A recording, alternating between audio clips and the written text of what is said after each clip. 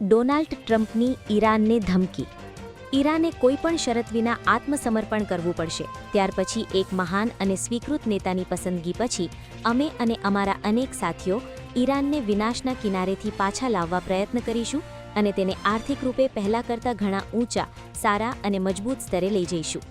આ સાથે ટ્રમ્પે એવી પણ ચેતવણી આપી છે કે ઈરાન ઝૂકશે નહીં તો તેનો સંપૂર્ણપણે વિનાશ કરવાની તેમની તૈયારી છે. ઈરાનના સર્વોચ્ચ નેતા આયાતુલ્લા અલી ખામેનેઈના મોત બાદ તેમના સોશિયલ મીડિયા એકાઉન્ટ પરથી કરવામાં આવેલી પ્રથમ પોસ્ટે સમગ્ર વિશ્વમાં ખળભળાટ મચાવ્યો.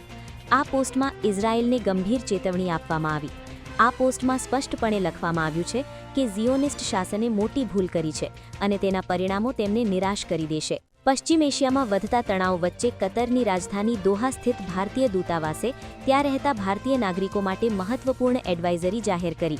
દૂતાવાસે ભારતીયોને સતર્ક રહેવા અને સ્થાનિક તંત્રના દિશાનિર્દેશનું પાલન કરવાની અપીલ કરી છે. ઈરાનના સર્વોચ્ચ નેતા આયતુલ્લા અલી ખામેનેઈ સહિત અનેક અધિકારી અને નેતાઓના મોત થયા બાદ ઈરાનની હાલત બદતર થઈ ગઈ છે.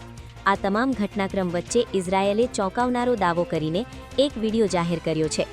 ઇઝરાયેલે ખામેનેઈનું અત્યાધુનિક અંડરગ્રાઉન્ડ બંકર તોડી પાડ્યા હોવાનો દાવો કર્યો. 14.2 કિલોગ્રામના ઘરેલું એલપીજી સિલિન્ડરની કિંમતમાં 60 રૂપિયાનો વધારો. દિલ્હીમાં 14.2 કિલોગ્રામના ઘરેલું એલપીજી સિલિન્ડરની કિંમત 853 રૂપિયાથી વધીને 913 રૂપિયા થઈ ગઈ. નવા દર 7 માર્ચથી અમલમાં આવશે. ઈરાન જંગના કારણે સરકારે કંપનીઓને પ્રોડક્શન વધારવાનો નિર્દેશ આપ્યો.